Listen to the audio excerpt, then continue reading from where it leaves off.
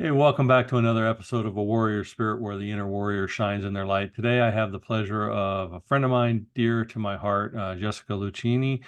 She is a realtor, she's an entrepreneur, she's a healer, she's an all around just great soul and someone I'm very happy to have in my circle. So, Jessica is joining me today from Spain. So, she's another one of my international guests, and I'm just so grateful for you to do this and thank you for joining me today.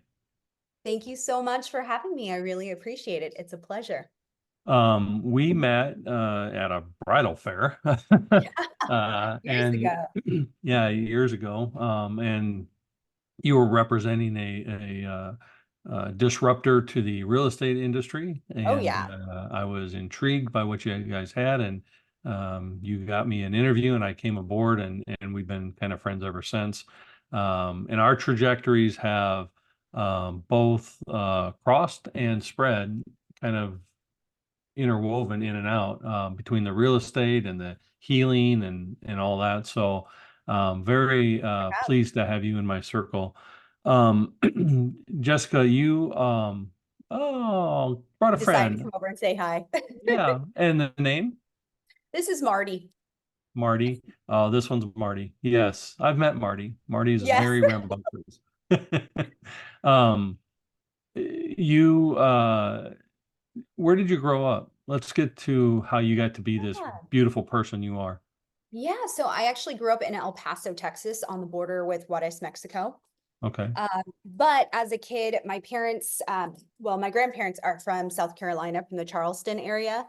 So we did kind of go back and forth. But there was a point in time as well where my parents lived in Albuquerque, New Mexico. So we did get a little bit uprooted, but the majority of my upbringing was in El Paso, Texas. Now, I've been through El Paso. There's not a lot there. What was it Call it like Hell growing up as a Paso. child? El Paso, right. So it's Not Hell the best part Paso of to Texas. us. Yeah. It's definitely a brain drain, I must say, because most people who do come of age, as soon as they turn 18 or whenever they can, they just flee the city because it is a bubble. And although it's really safe, there's not much to do. So, pretty much everyone that I knew back in El Paso, either they had 50 DWIs or they had 50 children before they were 25 years old. And if you get stuck in that, you just kind of get caught up into that vortex and into that cycle. And I knew right away as a child that I did not want that for my life. So I worked hard, and as soon as I could, as soon as I turned 17, I was out of there immediately. So, at what age did you kind of become aware of like this is not my life? Mm, I don't really have a defining pivotal moment, but I did grow up in a very strict Catholic environment. We went to a private parochial school called St. Patrick's. And in that, it was very private, just a tiny little bubble. And I just remember through all of that, I was very spiritually inclined ever since being a kid. But I always questioned authority. And I had so many questions for, especially our religious teachers, like, why can't I be a priest? Like, why da da da da da? And the more they pushed back on me, the more I knew that this is not right. Like this, it doesn't feel right. And it was very deeply ingrained into the culture of El Paso. El Paso is primarily Hispanic and it's primarily Catholic. And they all abide by these invisible rules of Catholicism. And nobody seems to really question authority there. And it wasn't for me. It didn't sit right with me. So ever since I was a kid, I kind of felt that I'm destined for something else. So I also am a Reformed Catholic. Yep. If you go back and Yeah. listen to my story, Catholicism was a huge part of some of what I consider the abuse, the rituals and all that. My wife is Portuguese, so deep Catholicism there.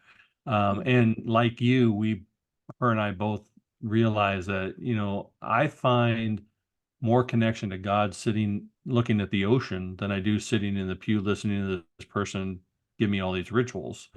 So 100%. when you're immersed in that as a child, How does that play out in your family life? Because if you're always questioning and you're wanting to be more connected spiritually than ritually, like parents kind of either encourage that to find your own path, or they try to squash that like the Catholic nuns.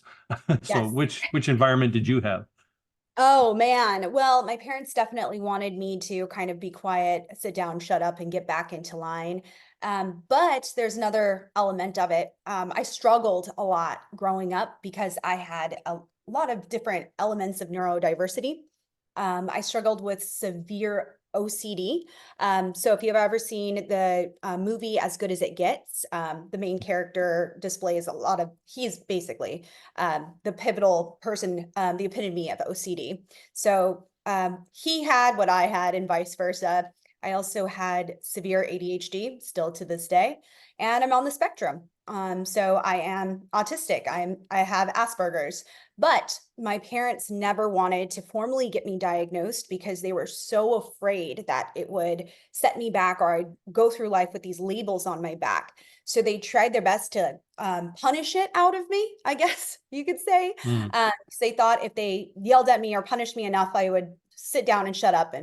And even though I was incredibly intelligent because I made straight A's and I did really good, I just could not fit in properly. And I questioned authority a lot. And there was a lot of things that I just couldn't do that other people could. I was just not normal and I just didn't quite fit in with it. So with that, it just drove a wedge even more between me and the structures of society of Catholicism that I was being brought up with, because there's not really room for mental illness. And I don't really find it to be. I don't think it's mental illness, in my opinion. I don't label it as such. I actually say it's my superpower because my ADHD allows me to hyper focus. I can have multiple passions moving throughout my life at once.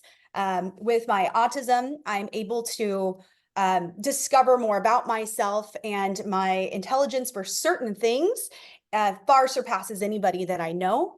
In certain elements, of course, not in everything. And with my OCD, I did have a lot of rigidity, but it helped me to reflect back on myself. It took many, many years of discovering what it really meant to me. And now I'm able to help others. So I am grateful for it in a lot of ways. Well, it's interesting to me because I have friends who have children who are on the spectrum, who are high functioning Asperger's or fully autistic. And my son is definitely ADHD. So I see in the 5+ years that I've known you, I see the ADHD part because, I see you bounce all around. But I've never, until you said that you were on the spectrum, I've never seen that aspect of your personality. And Mhm. it's more pronounced in some than others. But the fact that you have it and have thrived in spite of it and overcome that, especially in the environment that you're talking about, growing up in, that had to be something in you that pushed you to use it as a superpower and not a detriment, because Oh, definitely. we can either be victims to our circumstance in our life or we can be victorious over it. What was it in you that propelled you to excel instead of complain? I always had this feeling that there was something greater over the horizon and just to keep going. So that little light inside of me kept shining, but it wasn't all puppy dogs and rainbows in my life. I wasn't like, oh my gosh, I have autism, OCD, and ADHD, and oh great, oh kumbaya, this is what's wrong with me. This is how I get over it. It actually took the majority of my life of failures and getting back up, and then failures and getting back up in order to really break past it. Unfortunately, not just me, but a lot of people with autism and ADHD, they fall victim to addictions. And so I struggled very heavily with alcoholism in my younger years. And now I thank God I've gotten to a place where over the last 10 years, I don't even like alcohol. I haven't even touched it, but it took many, many years of being able to figure out what was really wrong with me. And I used alcohol as a crutch for myself because it lubricated me in social situations. I know it's really, you wouldn't know this if you were just somebody who met me on the street, but I struggle with social interactions. I'm hyper vocal, and that's part of my autism. Is that's something I've learned to do, is to be able to speak up, and I've taught myself how to look in the eyes. But just being even on camera right now, or just being in group settings, my heart rate starts to race. I start to go. Sometimes I'll go into a panic attack. I can't handle it in certain situations. And then I need to go home and recharge for like 3 days for a 1 hour interaction. So when Wow. I first started drinking alcohol as a later teen, like 18 on up, I realized like, oh my gosh, like all my inhibitions went away, and my fierce, uh, just fear against people started to diminish and go away. And I was able to talk to people, and I was able to connect, and I loved it. And that's where things spiraled for me going on into adulthood. But unfortunately, that's something that a lot of people struggle with who have autism and ADHD. So it's interesting you are shy, and I've never known the shy version of you. But you're shy, and then you find yourself in this Yeah.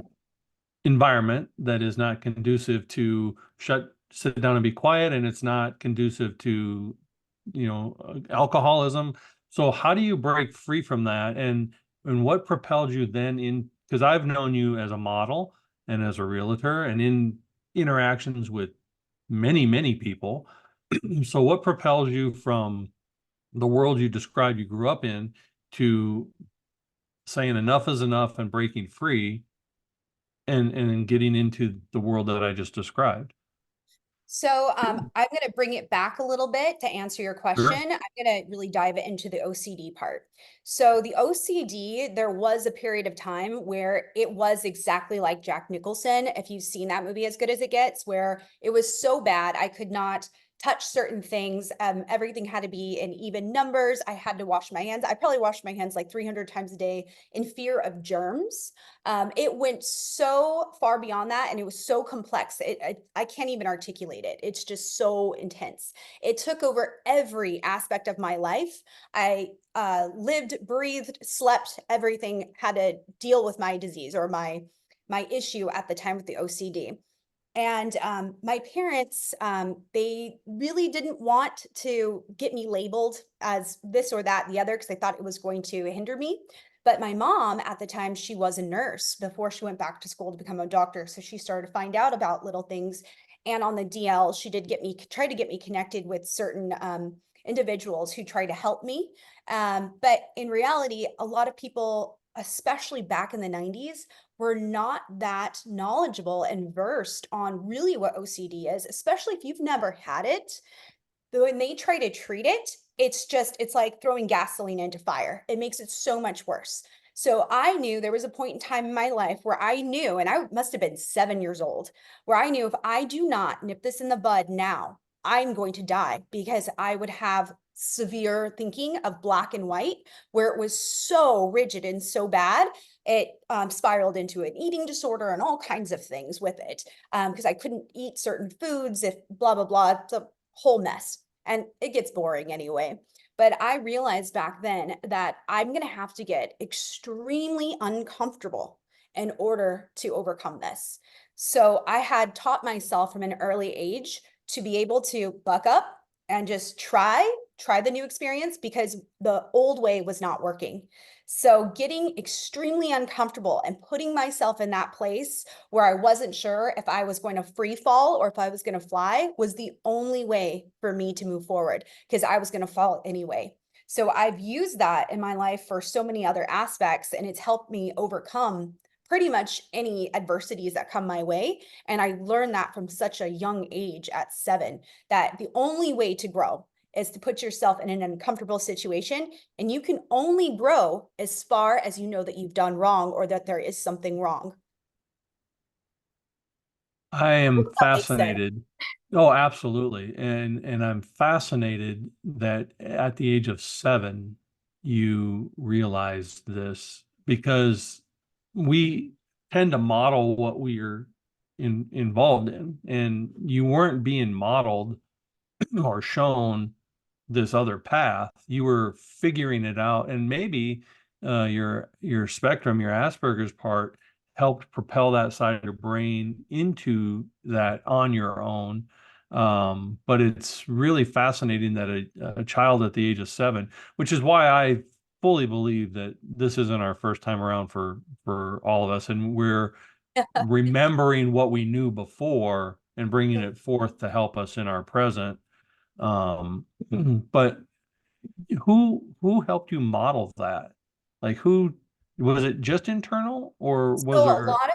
a lot of it was internal, but also at the same time, I was struggling with going back with authority, especially with religious abuse. So I grew up in the Catholic Church and very, very strict. Funny thing, my mother was Lutheran, but my dad was Catholic. So I went to Lutheran church on Sundays and I went to mass every day of the week with my Catholic school. So I was getting this conflicting information just being shoved down my throat, all this dharma and all this ideology. And I just felt like there was something more to it. So as a little kid, and this probably came a little bit older, I was just beginning to read at this time. And we had this old computer, but it was new back then, old desktop. And it was like one of those dial-up computers. And I remember anytime somebody would call, it would ruin everything. My mom would get all upset. And I had like 1 hour a night that I could get on. And I went on and I started researching different religions, specifically Zen Buddhism and Hinduism, and a few other things, Judaism and a couple other things as well. But back then, I remember feeling this connectivity to Zen Buddhism due to the reincarnation aspect. And I read through every single aspect that I could as a child.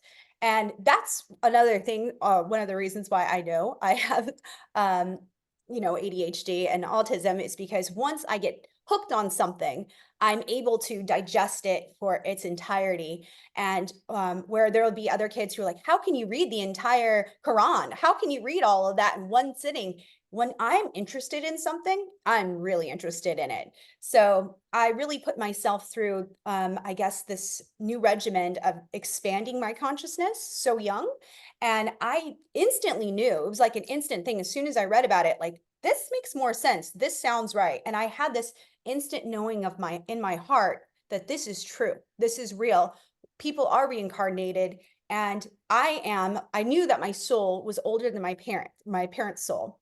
And that's when I started to realize parents are people too. And parents are going to make mistakes. And I, in effect, was kind of the parent to my parents. I was teaching them lessons, and I realized we were probably reincarnated or incarnated in this order so I can be here to teach them certain lessons that they needed. And I'm going to circle back, but do you feel that over the course of your lifetime they finally learned those lessons? Yes and no. They're still kind of working on things. However, I've seen a huge improvement in my mother. I know I feel so bad if she watches this, because I don't mean to badmouth her in any way. She is my Yeah. idol. I look up to her so much. I love her so much, and I see so much of myself in her, and vice versa. But when we were young, we had a very tumultuous relationship. We fought a lot, and she had anger issues. I had anger issues.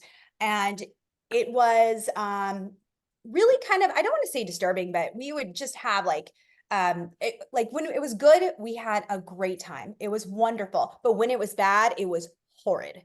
Mhm. So growing up and seeing that, it was just, it never really sat right with me. And that's when I kind of knew I might be older than my parents are, because they are not understanding that they need to give unconditional love. So instead, I'm going to give them unconditional love.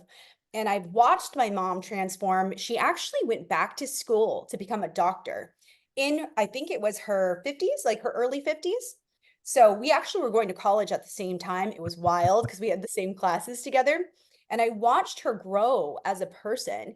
And she started to take on a lot of different clients. She started to do psych. And with psych, it opened up her world, and she realized that people's problems aren't just what you see in this like little box, because she really got to interview and talk to people from all walks of life. People who, she even had a client who had a Nobel Peace Prize. She had people who were living in poverty. She had people who were multimillionaires. She had people with all kinds of problems, and everything all had a base level. And she realized everybody needs love. They all need self-acceptance. They need to feel accepted, and they need love. And that helped her to grow as a person. And now to this day, I watch her raise my nephew, and she's raising him with so much love and integrity and everything that I knew I kind of wish I had. I'm watching that in him, and he's blossoming into a beautiful young adult right now.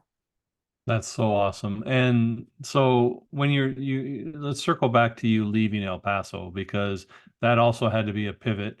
You've navigated these waters of childhood and teenage years, and you've sort of fallen into the El Paso let's drink habit.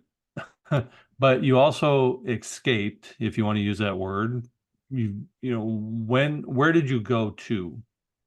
So, speaking of having that tumultuous relationship with my parents, specifically my mother, because, every mother and daughter seems to have that little bit of a relationship. And I truly believe it's because daughters see within their mother everything that they don't wish to be as they grow up, and mothers see within their daughters all the opportunities that they missed or could have had. So that's why they fight so much. But when I left, I was underage. I was 17, and I ran away from home. And that was because our fighting got so bad, because my mother was, she thought she was doing correct. So I understand, she, now looking back, that she thought she was doing what was right for me. She truly felt that.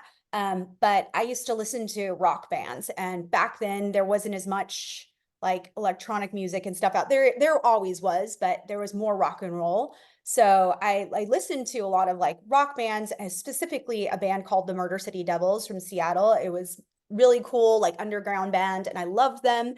But the name of it struck a chord with her, and she was like, "Oh my gosh, this is satanic, and now you have to go to mass double time, and now you have to do this, this, and this, and you're grounded for an entire month, and all this stuff." And what hurt me so bad was, at the time, I played in a band, and we had just gotten picked up, and we were about to record an album, and we were just about to make it. And it was amazing. And I loved this. I had written all these songs with this band who was like my family at the time. And she just grounded me, took away my instruments, would not let me talk to any of them. So they had to record without me because we had prepaid for this studio time. And it was, this was back in the actually late 90s or early 2000s. Yeah, no, it was early 2000s. So it was like detrimental to me. That was like, basically, you would have killed me. In my mind, I was like, oh, I'm dead. Like, my life is over. So I was so upset with the extremely harsh punishments. And it was only because I listened to this band. And the band, they're not satanic at all. It's just a name that they picked because they thought it was hard. So I just felt like, I need to get out of this situation. I cannot be in a home. I can't grow as a person if I'm being restricted at every angle, and it's fighting every single day. So at the time, I had a boyfriend who was older than me, and he worked in the movie industry up in Austin. So I just got on a plane, and I moved. I packed all my stuff, and I had a friend take me. I got all my stuff, gave it to my other friends, told them to hold on to it for me, didn't tell anybody else, and just moved to Austin, Texas. Wow. And so again, I've lived in Dallas, been through Austin, been through El Paso. Definitely a night and day difference between El Paso and Austin. And if you're into your drinking phase, Austin kind of feeds into that a little bit. Yeah. Oh So, yeah, definitely. So in Austin, that was the first time I never had an authority figure kind of hovering over me. Because at the time when I was back in El Paso, my parents were very restrictive. I was never allowed to have sleepovers. I couldn't stay out late. I couldn't do anything. Like, I was literally like a nun at my house. I never touched drugs, never touched any drinking when I lived back in El Paso in high school. And so when I moved to Austin, it was like, oh my gosh, this new world. I had nobody telling me I had to go to bed at a certain time, that I had to eat at a certain time. I could do whatever I wanted. And at first it was amazing because I could do whatever I wanted. But then it was pretty sad because at that point in time, it's like you hit the gas and then it's just pedal to the metal from there. And it's so sad because nobody ever teaches you about moderation. And so that's something that I feel like this next generation needs a lot more of, is learning how to moderate instead of abstinence versus going all in. Learning how to moderate your life is really where you find that balance, because balance is everything. So in Austin, I worked on a lot of movies. I was making more money than most people do, even to this day. And I was doing great. But my relationship with my boyfriend at the time started getting kind of rocky. And then I decided I didn't want to be in that relationship anymore because he was older than me. He wanted to get married. He wanted to have kids. And he wanted me to be a perfect housewife for him. And I didn't want to go from being in a restrictive relationship with my parents to being in another restrictive relationship with a husband that controlled me, because I saw his personality start to kind of take over and he started to act that way. And I didn't like that. So we broke up at the time. And then I met this awesome group of girls. Well, that's what I felt at the time. I still am really good friends with the girls to this day, but the other ones were kind of bad influences on me. And I had, like I said, never ever touched any drugs until I moved to Austin. And at that time, I experimented with all kinds of things, from cocaine to ecstasy to lots of weed. And then one time somebody switched out the Coke and put some speed in there. So, I tried speed and I didn't even realize what I was doing. I never got addicted to any of that, but my alcoholism ended up growing. And I knew that there was a problem because about a year into living in Austin, I realized, I looked back and I was like, wow, I just got drunk every single day for the last 2 months. Like, this is wild. But when you're living in it, you usually surround yourself with the same type of people, because like attracts like. Whatever you're vibrating at, you're going to attract the same kind of people. So the people who I had surrounded in my life were also addicts. They were also young addicts. So it was normal to me. I didn't think anything was wrong with it. When I looked around and all my friends would party every single day, I was partying every single day. What's wrong with that? And it wasn't till much, much later that I realized that isn't normal. Like, you shouldn't have to get completely sloshed in order to hang out with people. But Right. because that was my lifeline to the outside world, drinking, I just continued with it. So, as someone who's on the spectrum and has severe OCD and has severe ADHD, how did the various drugs affect you as well as the mix of the alcohol? Did it Yeah. tap it down or did it speed it up?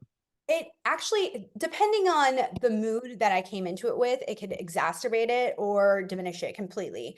So alcohol, for instance, it brings your inhibitions down, right? So when I'm drinking and I'm around other people, my cognizance changes a lot. I'm not thinking about germs as much because that part of your brain is not triggered anymore. Something else is being turned off at that point. So it helped a lot with my OCD. However, I did a lot of work on my OCD as a preteen and a teen, so it didn't affect me as bad at that time.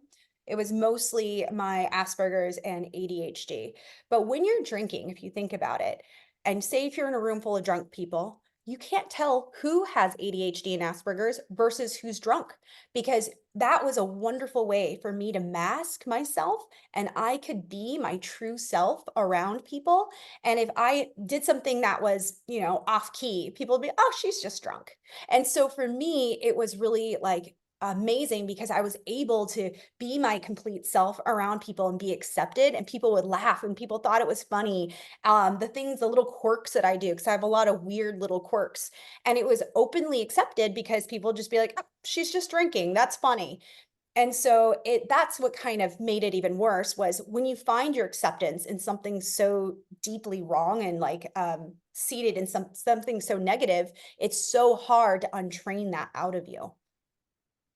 So, how long till you decided, okay, well, because you decided I'm not going to do X when you were 7. You decided I'm not going to stay in this environment when I'm 17. How long till you decided enough of the drinking and the drugs, I'm going to actually go fulfill my life? It was actually quite a while. There was a lot of craziness between my drinking stage and to now.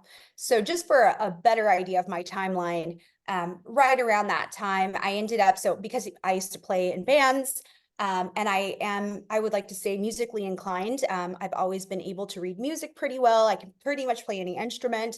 And I'm really great with music theory, again, Asperger's. I can pick up anything and just start playing in any band. So I realized it was really easy for me to beat match and to play music. So right around that time, I must have been about 20 years old.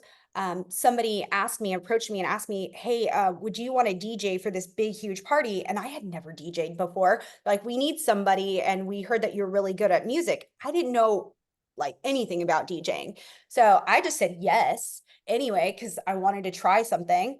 Also, it was part of my ego. So I tried really hard to learn how to DJ, and I tried to cram it all in within like a month before this big show. So I met up with some friends who tried to teach me this, that, and the other. And it was actually relatively easy. So I ended up DJing my first big event from there, because I guess people liked it. It was like during this time where like indie rock and electronic music were kind of meshing together, and it was this whole like movement of music.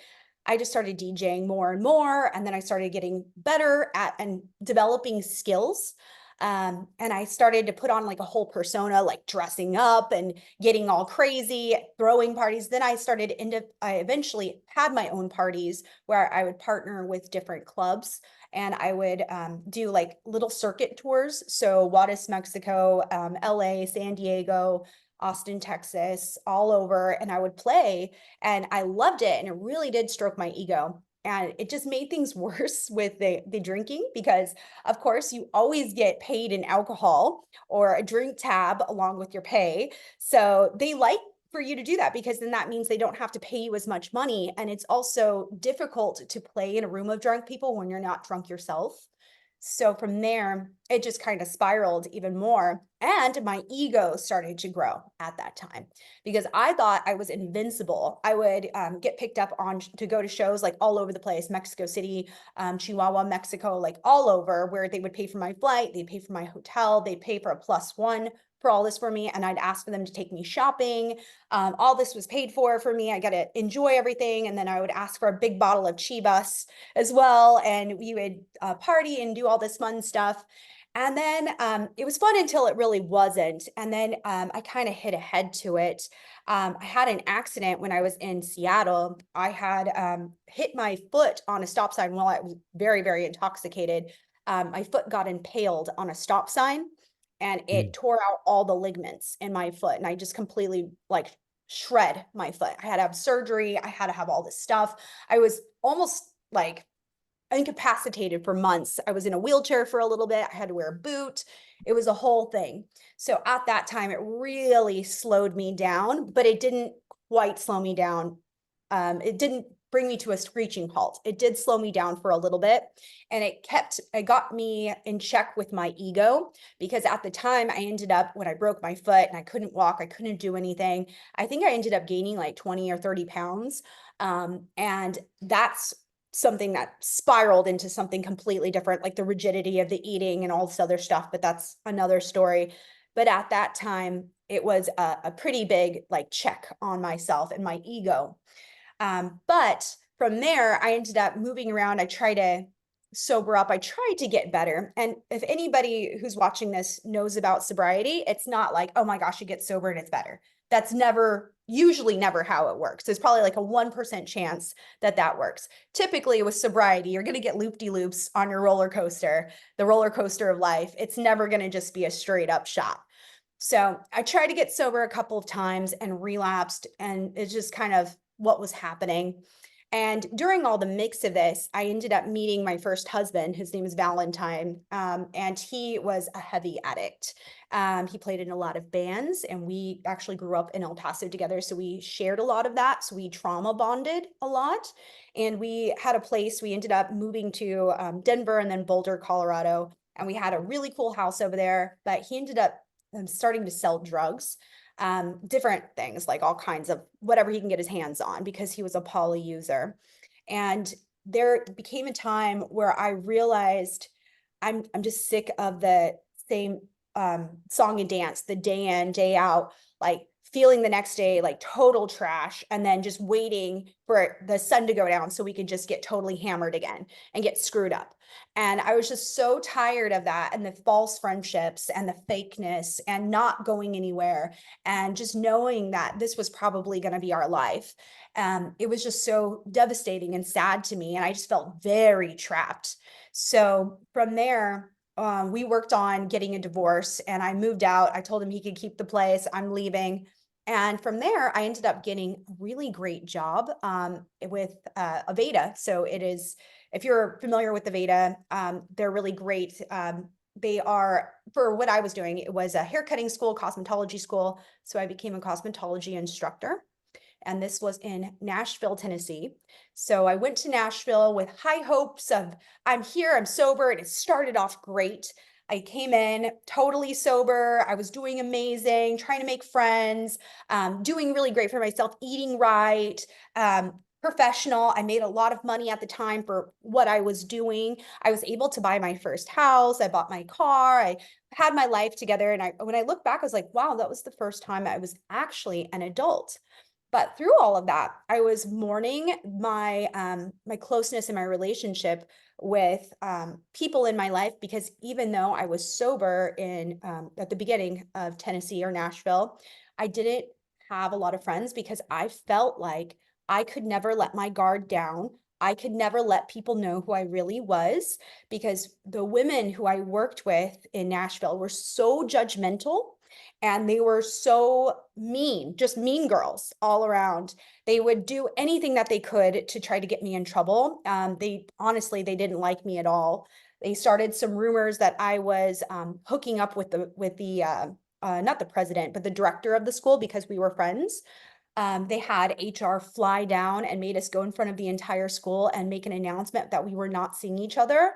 It was so humiliating. They did everything to try to harm me, because they just didn't like me there. And I felt like there was a big clash in everything, because a lot of these girls grew up very religious as well, and a very holier than thou persona, where they made church their personality. So if you didn't go to church on Sunday, you weren't somebody for them to talk to. And because I was way past that in my life, they looked down upon me. And it made me feel so lonely, because I didn't have any friends. And so for a long time, I was just white knuckling it the entire time I was in Nashville, just holding on for dear life to my sobriety. But sobriety is so fragile. It's like a little egg. So eventually it cracked, because I was just dying inside, and I wanted to connect with other people. And every time I did, because I was probably like 25, 26, I guess, at that time. So I finally just caved in, and I went for a drink with somebody. And then that spiraled into a terrible like relapse at that point. So that relapse, it only took me a couple of months before I got back to that severity of my drinking again. I was remodeling my house, and I believe one of the contractors left some tools out on one of my top stairs, and I was so drunk that I didn't see the tools, and I tripped over the tools, and I fell down the stairs, and I knocked myself out, broke out these teeth, broke my arm, cracked something in my spine. I don't remember what it was. I broke my chin, broke my nose. It was a mess. I was really messed up from that. I actually bit through my lip completely, and that's why half of my lip is bigger than the other. I try to fix it with some stuff, but it was a total mess. And so after that, that was a wake-up call for me. Like, that was a wake-up call that I need to stop this. And at the time, I was really upset, because I didn't want to stop drinking, because I was starting to make friendships. I was starting to connect with people, and I was using the alcohol as a way for me to connect with others. So it was like a battle inside of like, do I stop? What do I do? And from there, that's when I just decided, okay, I need to save myself because if I continue to drink, I might not be as lucky where I wake up next time. I might be dead. So I decided to put myself through rehab. And that's when I went to rehab. And do you find, because like you said, sobriety is never a linear trajectory, it's just still a spiral. Do you feel like sobriety rehab was a solid pivot to end the cycle or just to stop in the next spin? It helped a lot. Looking back now, I realize that I have a lot of skills and tools that were based off of some of the practitioners that I met down there.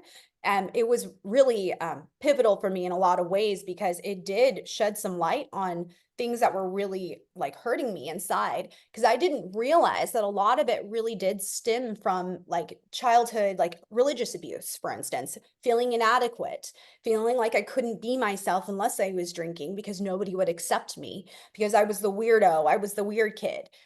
So I had to really come to terms with that. So being in rehab, which I paid for myself, I was so proud of it. I wanted to use it to the best of my ability.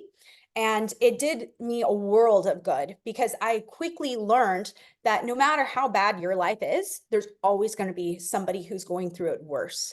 And that's Mhm. when I met other people in my rehab who've had absolutely terrible, horrendous things happen to them. And just watching the hope in their eyes that they're going to get better, they're going to do good. And I see that they want to be better. They want to be better people. And they're moving through this pain with such grace. And so I saw that and I wanted that for myself. And that gave me hope because hope is contagious, just like fear is contagious, just like misery is contagious. So that bit of hope really sparked in me and kind of set me off on a new trajectory. But I wasn't totally sober then. I was sober for a period of time after that. But at that time, I ended up moving back to El Paso to kind of figure things out, get back on my feet, kind of. And at that point in time, I figured I had enough time away from my parents that we could make this work. Like this is going to be fine because we were talking on the phone a lot. Things seemed to be okay. So I moved back to El Paso, and of course, nobody in El Paso is sober. And as soon as I tell them, "Oh, I'm not drinking," people will try to sneak you drinks. They'll try to spike your iced tea. It's because misery loves company over there. So it only took maybe like 2 weeks before I fell off the wagon again. And it was because of the external pressure of the situation I was put in with all of my friends, including my family members, drinking in front of me all the time. Everybody who was drinking for like as soon as it was like noon, people would crack open a beer. Like doesn't matter, people drinking all throughout the night, all throughout the day over there. So it only took 2 weeks before I fell off the wagon again. But it didn't get that bad.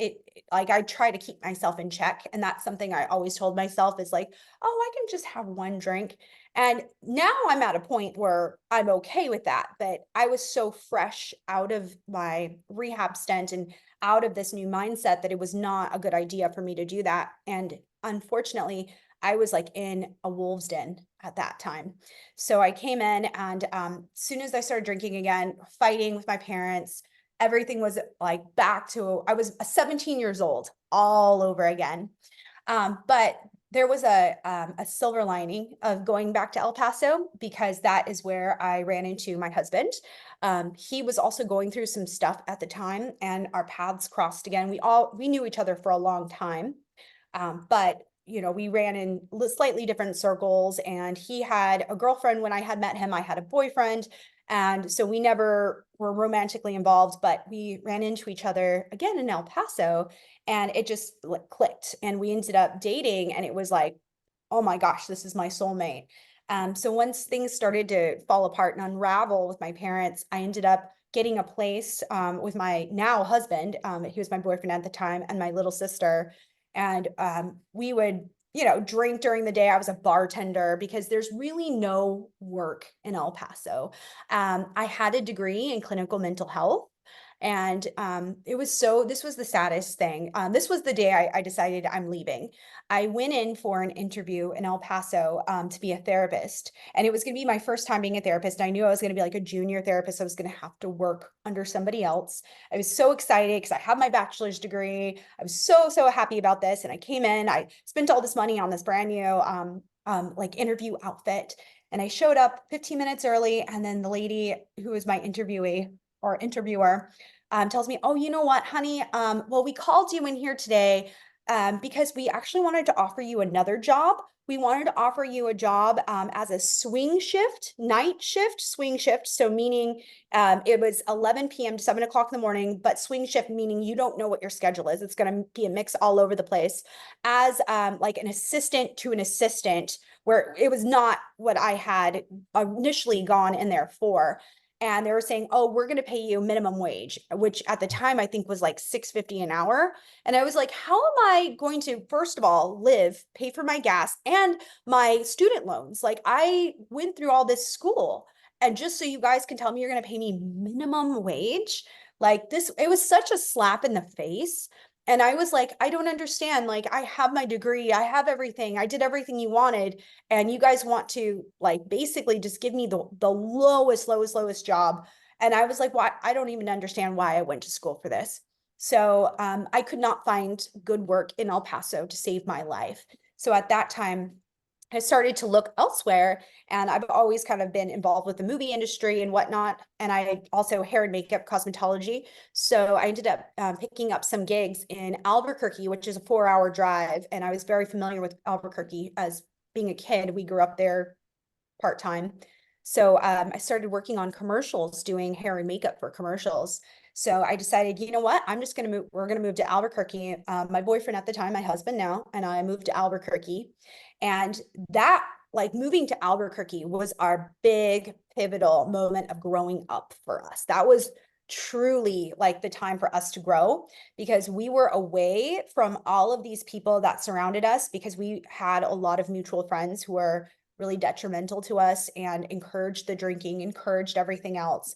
So we, even though we continued with our drinking, it was solo. Like we still had friends and everything that we went out, but our drinking was private, and we would drink a lot out of all kinds of things, because his mother ended up passing away. We had a lot of trauma and pain from certain things. So our drinking ended up getting back to that point where I was before, maybe even worse.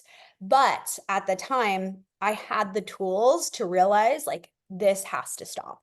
Like we have to stop. And I really relied on my husband to help support me emotionally. And we worked through it, and both of us stopped drinking. We both of us stopped everything. We didn't really have like a problem with other drugs. We tried, dabbled in psychedelics here and there, but psychedelics, honestly, they open you up instead of hinder you. But that was really the pivotal time for us to really get sober, and we really got to look within and grow. We seriously grew up a lot in Albuquerque. After Albuquerque, that's when we decided, once we were totally sober, we need to move on. We're ready for our next step, because at that time we had our house, we were going to sell it, and we were ready for bigger and better things. And that's when we decided to go ahead and move to Arizona. So we moved to Arizona just because we kind of outgrew Albuquerque. Once we sobered up and we had all of that under us and things were clear, we were just like, this is boring here. We want something more for ourselves. And then when I moved to Phoenix at the time, right off the bat, I got a really great job with Homie, as you know, because that's how we met. But prior to that, I worked for Redfin, and I worked for an investor as well. But I had always done really great with real estate. Even back in Albuquerque, I did real estate, and I did really well. And from there, I just kept moving up, and believing in myself. And I kept putting myself in slightly uncomfortable positions to push myself a little bit further. So I would never get too comfortable with anything. And I have to say a lot of my success is attributed to my impeccable timing with knowing when to jump. And what I mean by that is there's been so many times where I am doing really great with the job, but I get this like little bit of intuition, like a little voice that says, okay, you better leave now. This is your time. Let's go ahead and find something else and jump off from here. And so with Homie, for instance, there's a little voice inside that said, you can let's find something else. Let's find something different and you can do more. And it's funny because right when I did take that leap of faith and I just kind of risked everything to move on to another brokerage, everything seemed to start falling apart with Homie. And it was that little bit of intuition. So there's a lot more to that to unpack, really. But in a nutshell, that is the sobriety and getting better with things. So I want to, because you have a fascinating life, and I want to kind of fast forward into the good parts because Mhm. you're very successful in real estate now. You still do modeling. I still see you do that, and that probably came from your connections within the movie and hair industry. And but you also are into the spiritual healing side and the spiritual journey. And coming from strict Catholicism, studying Zen Buddhism, when did you dive in to practice what you were learning in these other religions or practices? When did you start actually saying, this is for me and I can heal others through it? I've always kind of had a little inklings of this throughout. So even in Nashville, even back in Austin, I always felt called to something higher. It was just never as like fully developed as it is now, but it was a little bit different. So back, say, when I was like in the height of my drinking, when I was much younger, my 20s, because I'm now 38, but in my early 20s with stuff, I was into the supernatural and I always believed that there was something more out there. So it wasn't as like, I don't know how to articulate it, but it wasn't as defined as what it is now. But I always knew that there was something else going on, that there were other dimensions. So I would try to communicate with spirits and ghosts, and I would do like Ouija board and seances and little things like that. Then it kind of transformed into maybe trying to talk to your spirit guides and trying to talk to your angels. And it kind of shifted for me. But I've also been interested in extraterrestrials and interdimensionals. And I had to keep that from people for a very long time because we all know that the government likes to gaslight you for anything. So if you were to tell somebody, oh, I've had experiences with aliens, whatever that means to you, but I've had extraterrestrial experiences, people would think that you're absolutely crazy, or you get thrown into a psych ward, or people are going to tell you you're lying or you're stupid or you're crazy, whatever it is to put you down. So I had to keep that secret for a very long time and just kind of keep that to myself. And with friends that were close enough to me, I always kind of told them what was going on, and we'd experiment around with it, like trying to communicate, which is really cool with interdimensionals or extraterrestrials. But probably about in Albuquerque, when we lived in Albuquerque, that's when things kind of started to speed up a little bit more. I started to meet other people who were more accepting of it because of, Area 51.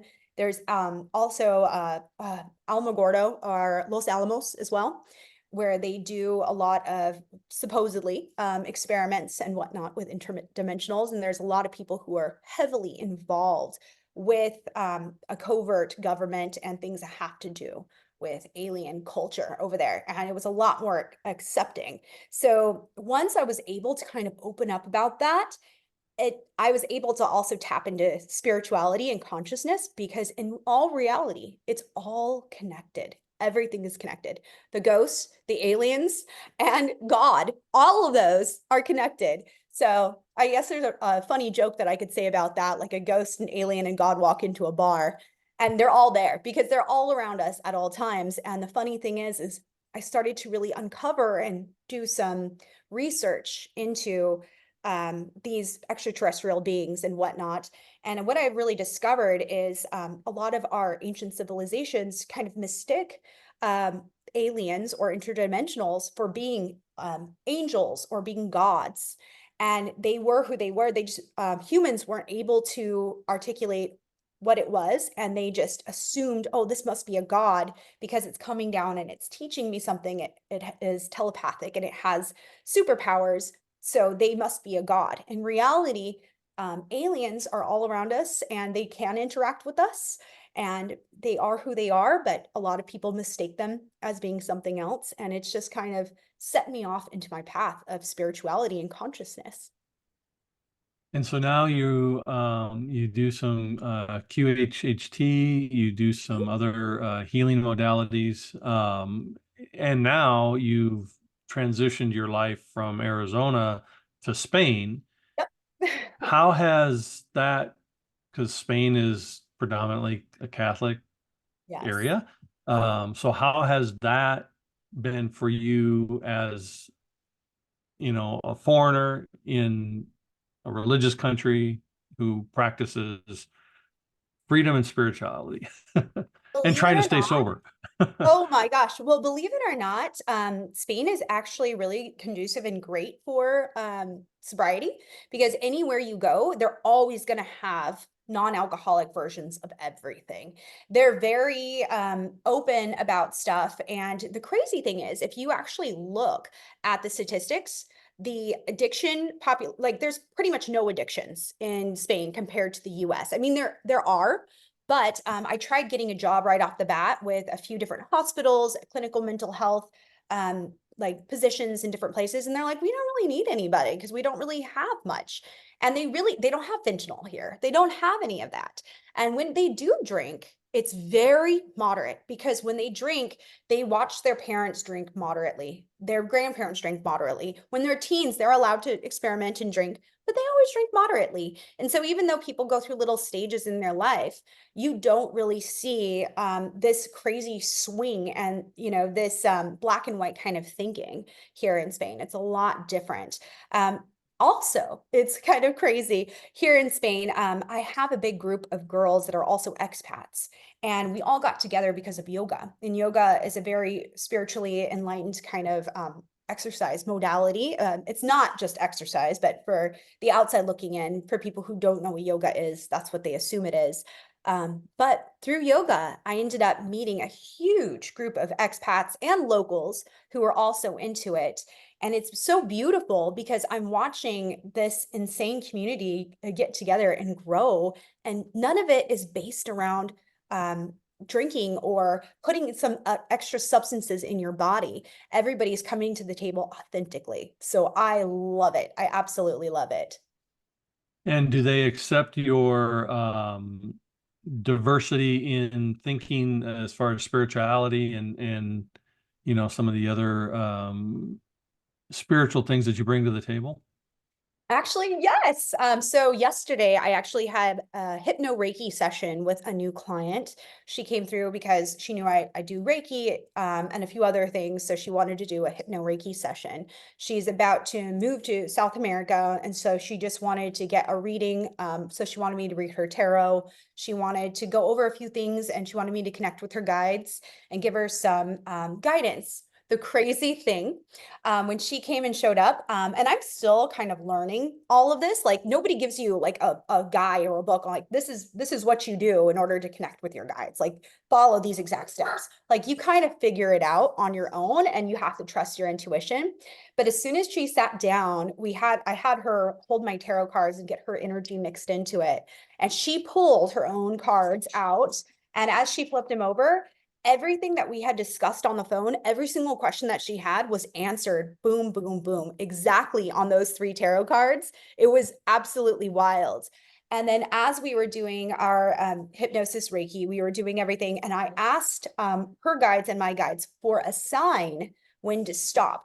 So I'm giving her Reiki, and all of a sudden my phone lights up out of nowhere, just like the screen, the backlight lights up, and it's 555. It just lights up on its own. And 555 is an angel number, as anybody knows, when you see those synchronicities, for exactly the answer of what she was looking for. And it was just too coincidental and there was a few other things that were also involved with it.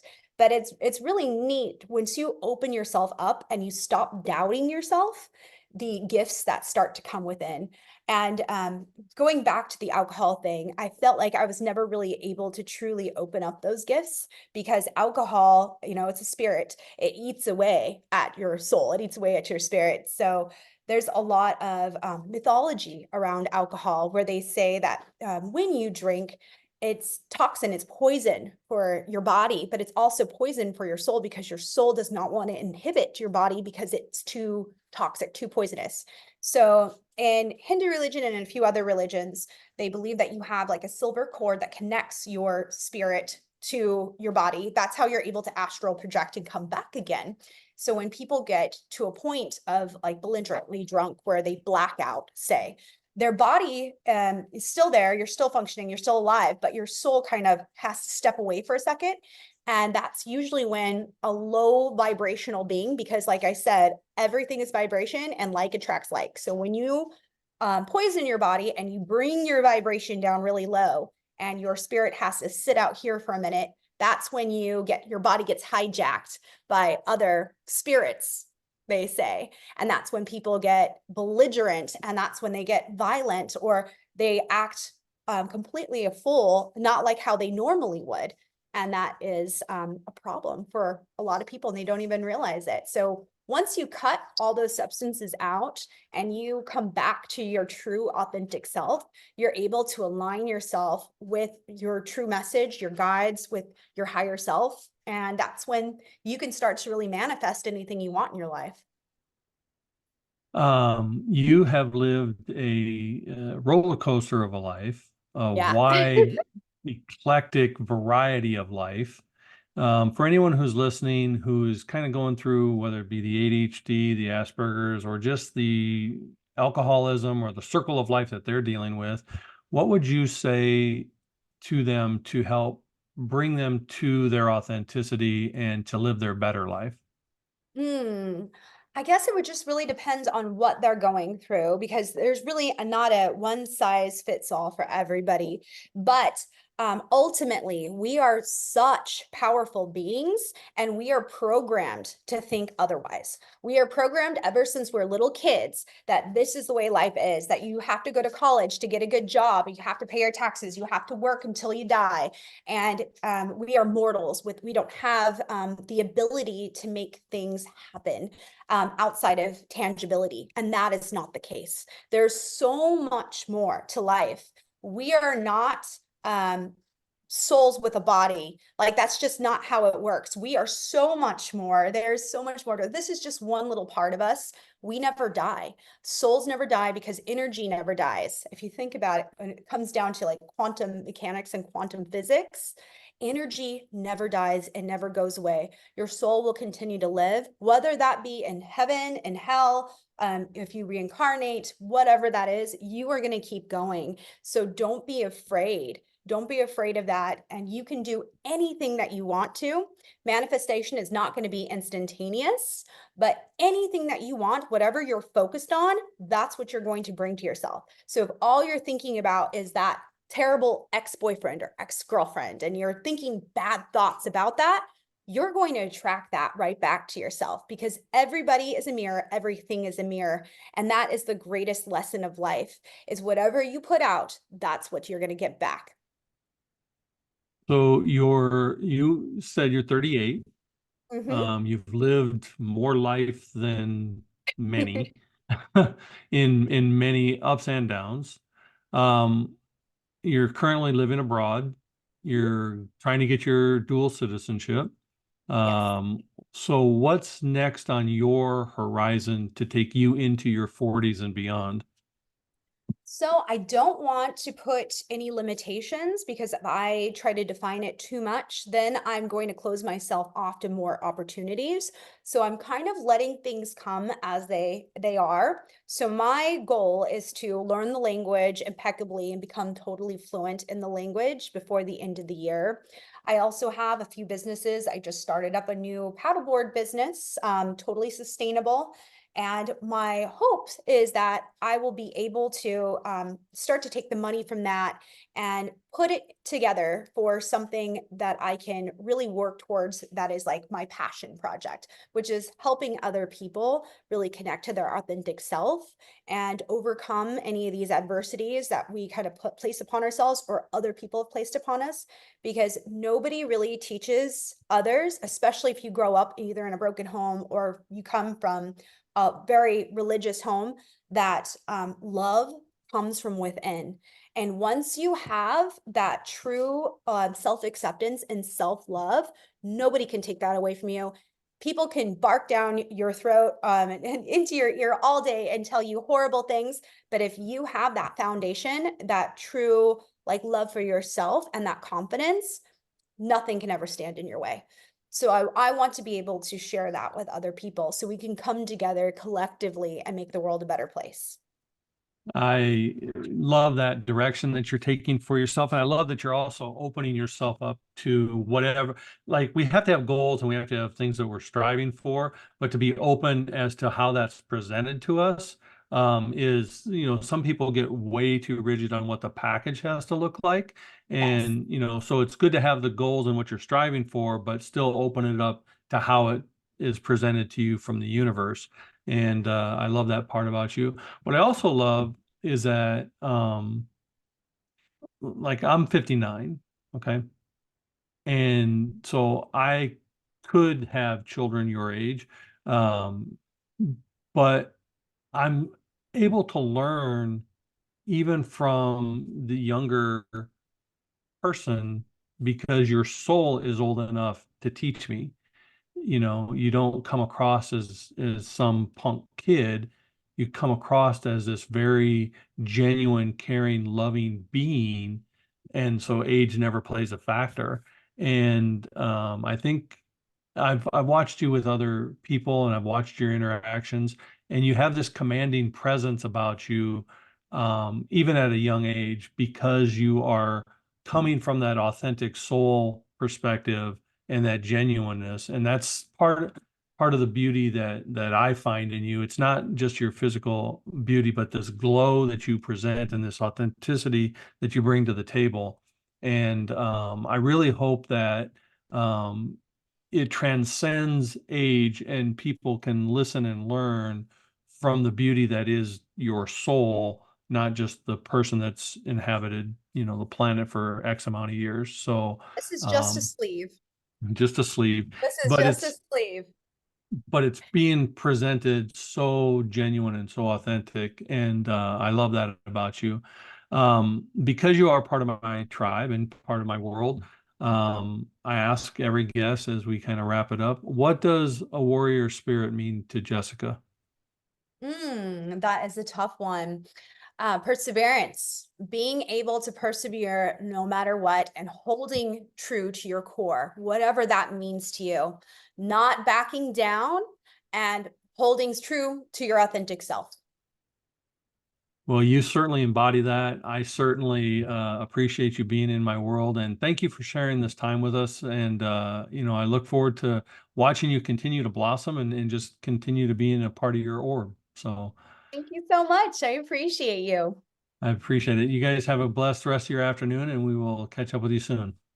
Thanks so much. Bye. Bye.